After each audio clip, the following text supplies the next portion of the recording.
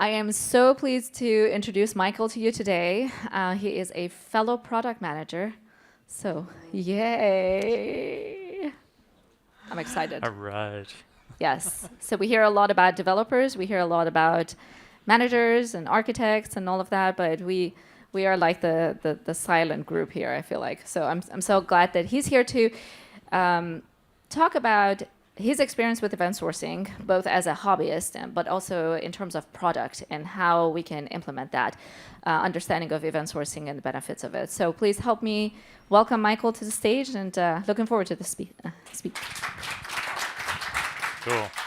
All right. Thank you, everybody. Real quick before I begin, I had a great dinner last night with a group of people from here, and a question came up that I want to ask all of you because I'm just curious about it. If you didn't work in software, what would you do? Just like think about it in your head for a few seconds. Yeah, exactly. You were part of the dinner, so you know the answer to this. I just have a curiosity here, right? So think about it. All right. How many of you would work with your hands on something?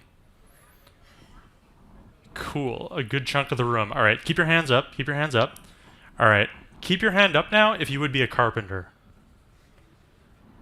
It's actually okay. All right. It was like half of the group last night, so that was overrepresented. But all right, here we go. So then my new talk name doesn't really work, but we'll go with it anyway. All right. So first thing I'm going to say, I'm not an expert, right? I'm actually pretty new to this whole world of event sourcing. I've known about this stuff for about a little over a year. So I'm speaking to this from the learner standpoint, not from the knower standpoint. So hopefully you all find this interesting. I'm not going to teach you anything new, I don't think. Hopefully I'll make you think a little differently about a couple things, but we'll see, right? I'm going to start off with my, product manager, my villain origin story, because there's a bunch of engineers, I'm the villain, right, as product. So I started as an operations engineer. I actually was in manufacturing before I was in product management, and then I was on the business side doing digital operations at Wayfair before I moved into product. And I learned about event sourcing like way down here on my timeline. So just over the last year, like I said. And that conversation came up where I was like, hey, you guys are building a system, teach me about it. And my staff engineer was like, you actually want to know about this stuff? I've never had a product manager ask me about this stuff before. And I was like, yeah, absolutely. So he sent me a bunch of stuff, right? He was like, here, read all this. I read it. Martin, other Martin, Axoniq. And I read about all of it, and I was like, oh, this is fascinating. And it actually would have been really useful, like way back when I was working in manufacturing. Because when you think about it, pretty much everything when you're producing stuff is timestamp based, right? So like I was in the steel industry. We were producing steel coils. Everything was based on timestamps. I've been thinking about things like this like my entire career. And this is a tool that I used like way back in the day. I had to dig up a screenshot.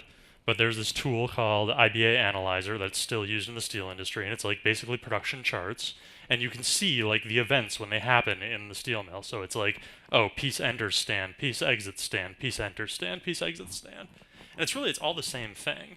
It's really interesting, and so I was like, hey, I want to learn about this. I want to spend some time. I want to actually like learn about this stuff. And I really like to tinker. So I turned to Gen AI because I really can't do anything myself when it comes to software. I'm just a product manager. And so I built stuff. And really, when I say I built stuff, like Claude built stuff because, that's how it works. And so I would ask Claude, hey, not this prompt, but like over a series of prompts over a couple of months, can you build me an event source system? And there was a problem I wanted to solve for myself, which is that I love to visit UNESCO sites. And I was like, I want to keep track of them, and all the tools for doing this suck. And I was like, cool, okay. So, over time, at first it was like with TypeScript and things like that, and then eventually I moved on to like building stuff using Axon, which I found was very expensive as a hobbyist. And I also found that, hey, like, once I built out the back end, I was like, hey, Lovable, can you like take this Swagger JSON and build me a front end? And fun fact, Lovable actually does a really good job. If you throw a Swagger doc at it, it just builds it. Which I found fascinating.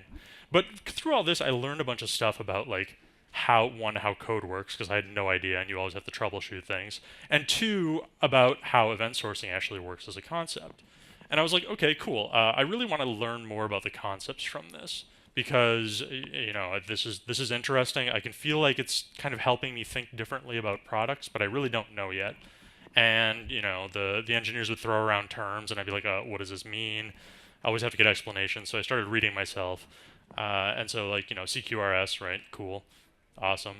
Event handlers, I found this to be one of the most fascinating things that I learned about this idea that like you have this stream of events and you can like pull things out whenever you listen to them and do things with them. Event modeling, I just literally took a screenshot from Martin's blog, Martin's LinkedIn, because that's the easiest way for me to explain it.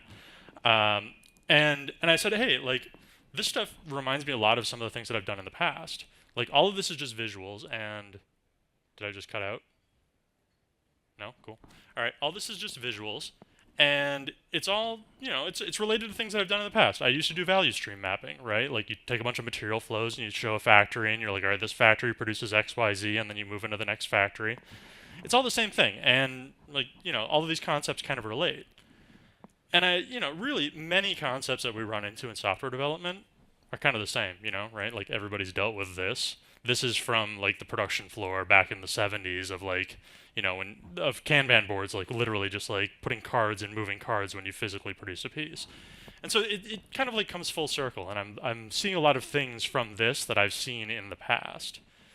And so I took this and I'm like, hey, I think about product a lot. I come from a background in this, like, how does this actually apply to how I think? And so I was like, okay, everybody got a framework. Everybody has frameworks for different things. Everybody thinks about, you kind of like pivot your framework about how you think about the product world depending on what products you're looking at. And I was like, okay, cool. Like, based on my background in operations, really people have two types of problems. They have inspirational problems and they have operational problems. And then they have like the mystery third problem, which is how do I help people figure out what they want to do, right? So like, how do I operate to inspire? And I was like, all right, like all of this applies to this operational world. But really, I learned about CQRS and I'm like, cool. Inspiration is a query. Operating is a command. All right, this kind of like relates, I guess. And so people use products to do those two things, right? They want to either understand a query, be inspired, or they want to issue a command. They want to do something. And when you issue a command, it has consequences, right? Like you generate events in event sourcing, or maybe you like put out a notification or something like that, and those events can have consequences, and it all kinds of maps together. And this is definitely not the desired format for event modeling, but it is what it is. And I kind of was thinking like, okay, cool. It's like it's turtles all the way down, right? It's like it's consequences all the way through. Everything is like it relates to everything. It all builds on each other, and you can actually like think about a product as just like a series of consequences on like a few core events. And all this has changed how I break problems down. And so let's talk about user stories, because that's everybody's favorite thing, right? And I know what you're all thinking. Do we even need user stories anymore? And I'm going to tell you what. It depends who you follow on LinkedIn. All right? Because some people will say, oh my God, they're the best. And some people will say, you don't need them. Just produce a prototype. Right? So, again, it depends. For me, they're really helpful. I really like user stories. I find them to actually like help me to focus a lot. They let me to chunk things properly so I can actually take problems and break them down. They allow me to like just take those chunks and then you can assign value and then you can actually sequence them. It's kind of the generic reasons why you use them, but for me, they're still a super helpful concept. And it's a format, right? At the end of the day, you're just producing requirements. It doesn't really matter what they are. But I said, okay, cool. When I look at this, and I spent a few iterations on this over time, and I was like, all right, I came out with, based on all these things that I've learned about event sourcing, 4 different types of user stories that really work for me, and I've been using them ever since. The first is a command, right? So as a user, I really want to do something so that I can realize some value, right? So, and again, I'm not using the event modeling color scheme, but like do something as the command, realize value is the event, right? Query story. As a user, I want to know something so that I can make a decision. Right? So there you go. Query, know something. A consequence as somebody, doesn't have to be the user, can be like compliance or whoever, right? I want a command or event to have a consequence so that I can move the plot forward. In some way, they want to do something in the background, right? Maybe they want like payment processing to happen in a certain way. They want to validate fraud, whatever. It's a consequence of the action the user took. And then as somebody, I want the above to happen more efficiently so that I can realize more value faster. Right? So these 4 stories kind of are like the core of how I think about user stories these days. Just to give you an example, as a product manager, I think my engineers might have written this one. Um, I want to optimize my workflows so that I can spend more time unpacking problems, right? So when I give these story types, right, like optimize my workflows, it tends to write really clear stories right away. So I actually I've done this a few times, but I tested this even on like a system that I had built for myself. And I just like literally threw the code into Claude with these 4 stories. I did this with Claude 4.5, and so I'll give you this example here. But I did this with Claude 4.5 with something that I built, and it wrote 120 user stories based on what I had built, and it was just covered everything, right? So I took the scooter example because everybody likes the bike and scooter example, and I threw it in there, and I was like, hey, give me some examples for this, and it just it writes command stories like, as a writer, I'd like to unlock a bike or scooter by scanning its QR code, whatever. As a rider, I'd like to know the battery level of nearby scooters so that I can select one with sufficient charge, right? Like you can produce stories that actually make rational sense that are broken down along these 4 lines. Um, and so like I'm kind of I like to think in mental models, and I like to think about a bunch of different things.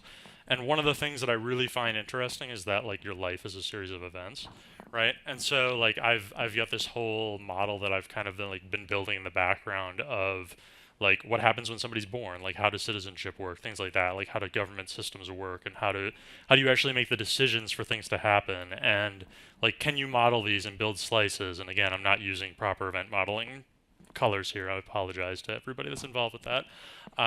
But at the end of the day, like I can use these stories to actually build slices, and I can like bring it to a higher level, into like a product level of thinking by like highlighting this at the top of the slices of the model.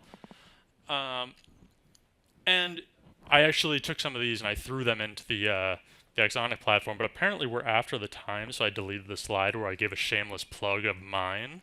But I have one of the entries for this as well, and I really love Legos. So if you haven't voted yet, vote for mine. Um, I think it's just called like dance test or something because I was building something for, yeah, exactly. I have friends that are dance teachers, so I've been testing around some tools for them. Um, and so we have all of this, and this is kind of like that's kind of like how I think about product management. But then like a big part of product management for me, really all of product management, is the people around it. And so there's this idea of like event sourcing is a complex concept, and how do we sell it, right? And so, because we've had a couple of talks now where people have said, hey, like event sourcing is difficult. People have complexities with how event sourcing works. Sometimes they push back on it for various reasons. We got a whole list earlier of misconceptions.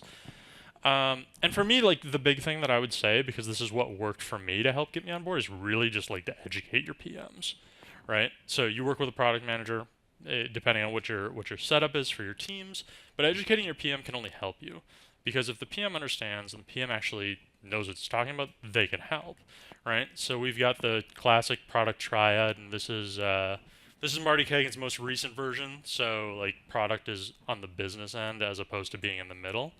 But really you've got you've got your user, the business, the architects, and the actual technology, and you've got product design and engineering, and the thing that you're doing is in the middle, right? And business goes through product to give prioritized problems, values, whatever they believe in, and whatever they believe needs to be done. And product goes back to them with, hey, this is what we're doing and why, right? So you've given us this list of problems. We're giving you back what we're doing. And through that link is how you need to make the decision, hey, we're going to actually build this thing. And if event sourcing is proving to be difficult to sell, the product manager is the one who has to sell it on the business side, right? Because that's where that link is. And of course, if business leaders don't understand, there's consequences, like them telling you to stop or kicking you out, right? So I think it's really important that the business leader actually knows what's going on. And like I was just thinking through like some of the things, like one of the things that Martin said this morning was about like how convincing people how to remodel and like do their event models and things like that. I'm like, well, you rebrand to change your image, right? So why not just remodel to change your stack? Right? Like you can think through like the corollaries of different things that the business will decide to do and kind of like shape the way that you communicate to match them. And there are just a couple more things here about how I think about event sourcing and how I think about like convincing people that event sourcing is a good concept, and really like I could talk about the technical things, but there's more technical people to talk about those, and they've already been talked about for the last couple of talks. And so the way that I think about it is like life is event source, right? Like you think about your bank, right? It's just like a series of transactions and incomes and transactions. Hopefully more of the income than the transactions, but you never know. And so your balance like is accrued through all of those, and you can like figure out based on time. Like you can scroll through your banking app, and that's the example that I use the easiest for everybody is like I'll show them N26, and I'll just scroll through and the balance auto updates. And of course I like blank the balance out so they don't know how much money I have, but like you can just like scroll through and it's obvious the balance is updating as you go. Or there's this quote that I've heard a while ago that I think is really great, which is that you'll be the same person in 5 years, except for the books you read and the people you meet. So it's like another series of events, right? Like those are the growth in your life is based on like, yo, you read the book, okay, you met a person, cool, cool, right? Like that's like growth in your life, right? Or the most important one for me is that I was born, I ate my first stroopwafel, and then I came to Amsterdam finally, and I ate one here. My life has changed completely again, and then eventually I'll die. Yeah, possibly from the stroopwafel, but I hope not. And just like kind of wrapping up, and I know this was a relatively short talk, but I do have time, but I have only one slide left. I would say, I would say, go for it. I would say that like one thing to think about is that like life is eventually consistent, and you hear about like eventual consistency a lot, and people are like, oh, like we need to have things true immediately. Like what in your life is true immediately, right? Like to be perfectly honest, every time somebody comes to me that I'm like, have you ever done paperwork in Germany? Like like life is eventually consistent. It'll eventually get there. Like I'm 15 years into my career and I'm working with the operations stuff again, right? Like it eventually like it all kind of pans out and it all kind of like matches up and it makes sense again. So yeah, like I use this as the term whenever somebody's like eventual consistency is doesn't work for us. I'm like, no, life if it's eventually consistent, guys. Like it makes sense. That's my talk. So feel free to QR code me on LinkedIn if you would like. I'm happy to answer questions. If you ask me a technical question, I'm going to point at somebody else because as a product manager, I like to delegate. Uh, Thank you, Michael. Any questions? I know you have some questions. I mean, he's a product manager, so throw it at him.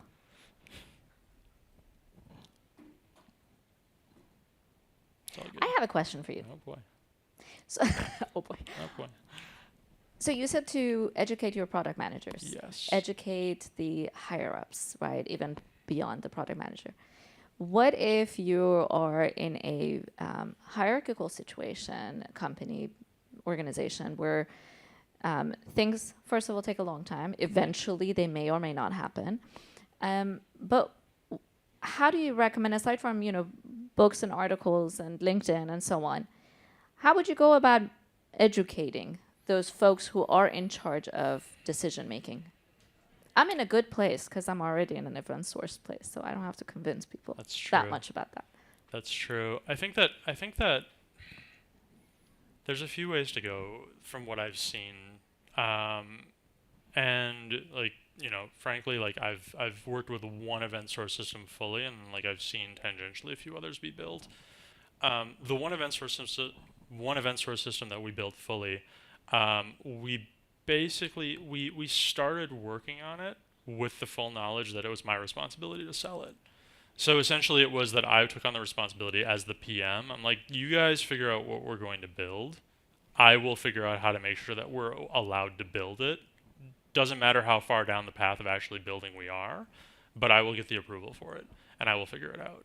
And so for me, the process was essentially the engineers had to convince the architects that it was the right thing to do, which I actually found was to be more complex than anything else.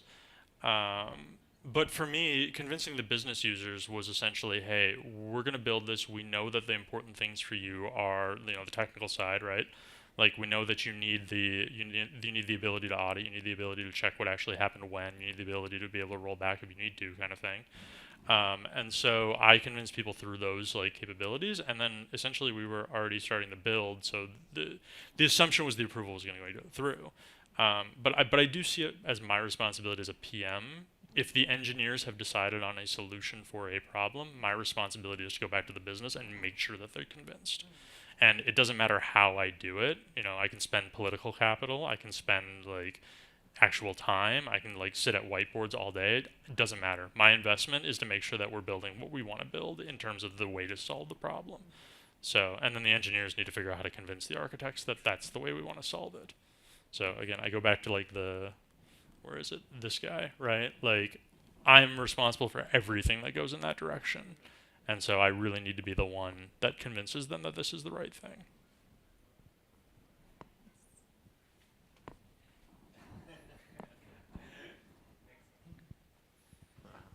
Yeah, thanks for the slides and the deck. Do you think it can be too late to start with event sourcing? Just imagine your life. You were born not into the event sourcing system, but when you were at university or somewhere, you realize that there is the wonderful thing of event sourcing, and you start to change your mindset and you start to think in events. So how would you behave in a situation that you jump on a project which is not event sourced at all, but suddenly you know that this is the way to go? Can you mix those two words together and to create event sourcing system out of the thing which was before? I mean, realistically, like I would say that the world that I was in was not that we were building something already and we had to change course. It was a little bit of that.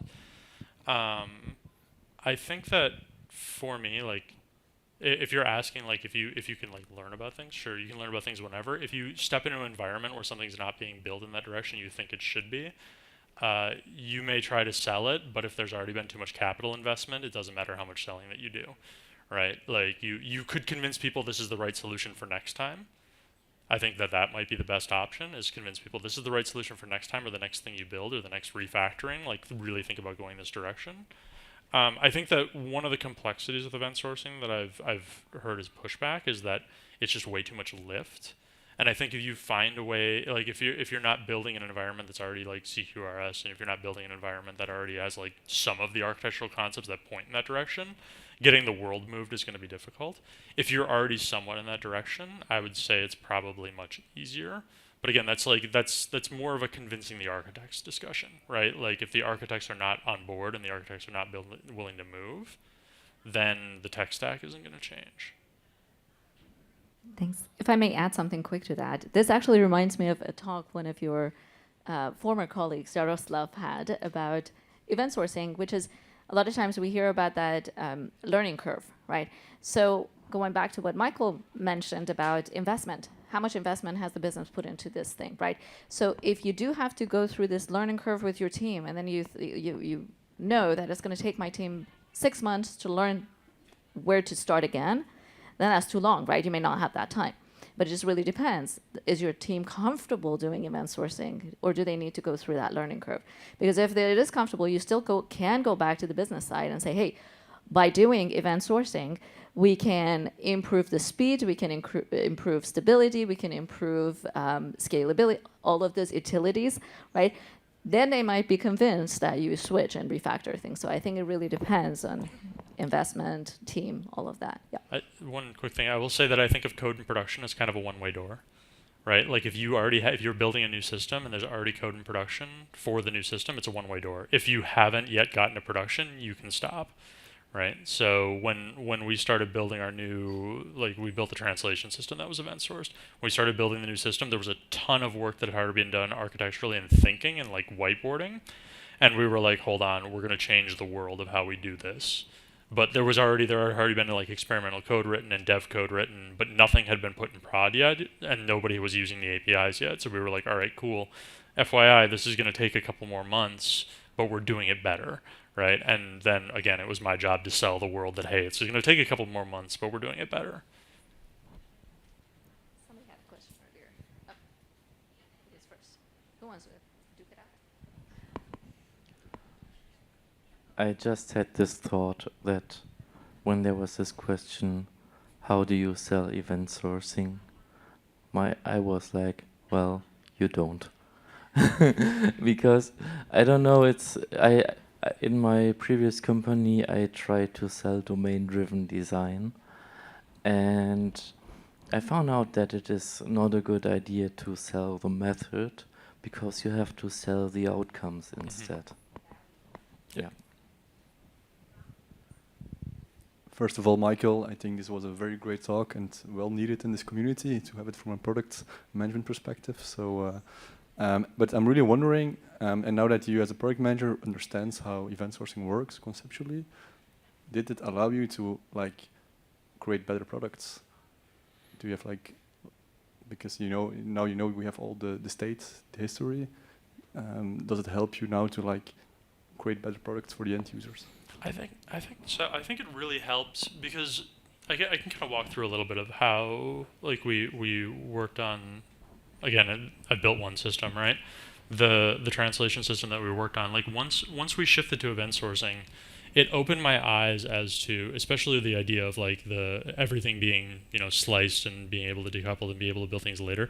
It opened my eyes really to like what is the minimum viable production product, right? And like at what point can we actually launch something? Because it's like, okay, all of these features can be built later if we want to get things out the door. Like at what point we essentially like redid the roadmap. So we were like, okay, as we roll clients on, figure out what features those clients need, roll the clients on that need the least features first, and go from there. And so like we completely reshaped the roadmap for loading clients on as well, because we could say, okay, these clients only need these features. We can add all of these features in because it's event source, so we can like continue to do things based on, having reactions to the events, right? Having consequences, as I say, not the right term, but here we go. Clean language not working. But like as you add new consequences to the translation, you can actually change. You can change the way the system works for certain clients that don't affect the previous clients, right? Because you're like, hey, they don't need this functionality ever. So that was kind of just how that worked. So I do think it helped a lot to change the way that I think. Yeah, thanks for the talk and the call to action to educate our product managers. In my experience, the business has a concept of how to automate or to fill in their automation quest, and so they request for a known paradigm, a database with things. Yeah. So you're, as a product manager, you're in between a business asking for like the old style solution. So what's your experience and how you sell it upstream? Because the question you get is an old style, and the architects are mainly supporting that. I think product manager culture is really complicated because product is seen as a different role in many different organizations, right? There's a lot of theories behind it, and like you can read hundreds of blogs about like what does product actually mean. Organizations that are more used to a product owner that deals with shuffling Jira tickets around and like handling the complexities of prioritization and not necessarily what problems we should solve, you'll have that issue, right? And what I always would do, because we were going through and pushing for more of like an active product role, was what problem are you trying to solve with this? Like the question is always, what problem are you trying to solve? What problem are you trying to solve? Because business owners, especially those who've been around for 10 years in the business, will just come and be like, I know we need to build this. And it's like, are you sure that is the solution to the problem that you have? Do you understand the problem that you have? And sometimes they do, and sometimes they're right. And you just have to accept that. And sometimes the highest paid opinion wins, right? You have to accept that as well. There's a certain amount of pragmatism to product management. But there are times when you can get somebody in a room with a whiteboard and be like, I don't think that's the problem you're trying to solve. If we take 7 steps back, you're really aiming for this. So I think it really depends on product culture, and interpersonal relationships are huge. Like for me, product's a people job, right? Because you have to have good relationships with everybody, especially on the business side, right? Like the relationship with the people that directly are going to use the product is the most important. Somebody else can have an opinion, but as long as you can sell it to the people that are going to use the product, that like, hey, we're going to solve your problem, this is how, it should work okay. Thank you. Any other questions? I think Marina's trying to cut you. Thank you for the talk. Just a very quick question, and maybe on all of you. I think that one of the trouble that we have selling those concepts is that we always speak about domain-driven design, CQRS, and event sourcing, and I think we scare people.